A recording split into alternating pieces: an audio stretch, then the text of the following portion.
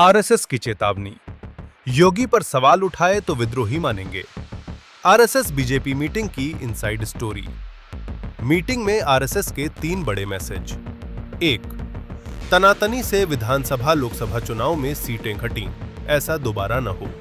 RSS के source बताते हैं, लखनऊ में हुई बैठक की कमान आरएसएस के हाथ में ही थी। मीटिंग में साफ कर दिया कि यूपी चुनाव की बागडोर पूरी तरह पार्टी के हाथों में नहीं भी जाएगी, यानी विधानसभा चुनाव में आरएसएस की बड़ी भूमिका होगी। रणनीति से लेकर फैसलों तक में उसकी भूमिका रहेगी। दरअसल 2022 का विधानसभा चुनाव पार्टी ने योगी आदित्यनाथ के नेतृत्व में लड़ा था। इस पर पार्टी के अंदर सवाल उठे। उस वक्त कई नाम सीएम की रेस में आ गए थे। इसका असर ये हुआ कि 2017 के मुकाबले बीजेपी की 57 सीटें घट गईं। पार्टी ने 2017 में 312 सीटें जीती थीं। 2019 में जो 2022 में 255 रह गईं। इस खींचतान का असर 2024 के चुनाव में भी दिखा। 2019 के लोकसभा चुनाव में बीजेपी को यूपी से 62 सीटें मिली थीं। 2024 में ये घटकर 33 रह गईं।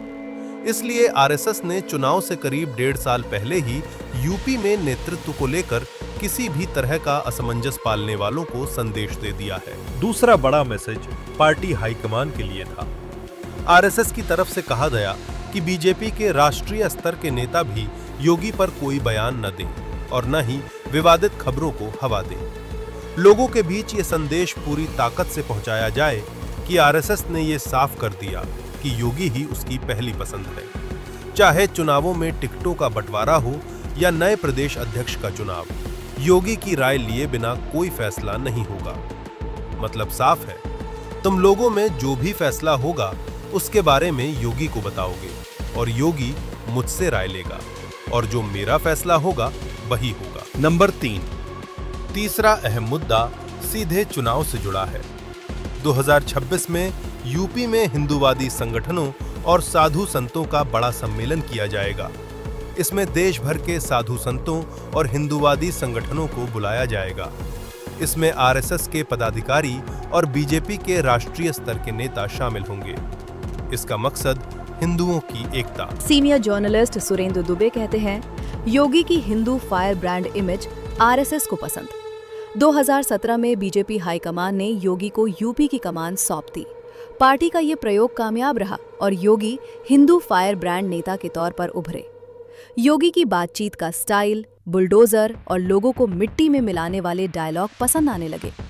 आज वो देश के हर चुनाव में पार्टी के लिए प्रचार कर रहे हैं।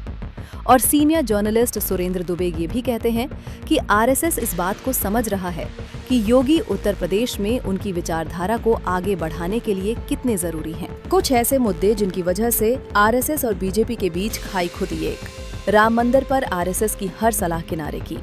लोकसभा चुनाव से पहले आरएसएस और बीजेपी के बीच दूरियां बढ़ गई थी। आरएसएस के एक वरिष्ठ पदाधिकारी के मुताबिक राम मंदिर के मामले में बीजेपी ने आरएसएस की बात सुननी बंद कर दी थी। इसके बाद बीजेपी ने राम मंदिर का मसला सीधा अपने हाथ में ले लिया। आरएसएस की सलाह पर ध्यान देना भी जरूरी नहीं समझा। 2. आरएसएस की सलाह थी प्राण प्रतिष्ठा लोकसभा चुनाव के बाद हो। आरएसएस की तरफ से कहा गया था कि अयोध्या में रामलला की प्राण प्रतिष्ठा चुनाव के ठीक बाद हो। 3. राम मंदिर की प्राण प्रतिष्ठा में शंकराचार्यों को तवज्जो नहीं दी। राम मंदिर की प्राण प्रतिष्ठा के मामले में भी आरएसएस बीजेपी से बहुत नाराज था।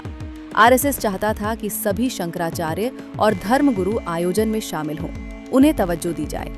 बीजेपी ने मनमानी करी, किसी को मनाने की जरूरत नहीं समझी। जो नाराज थे उन्हें नाराज ही रहने दिया।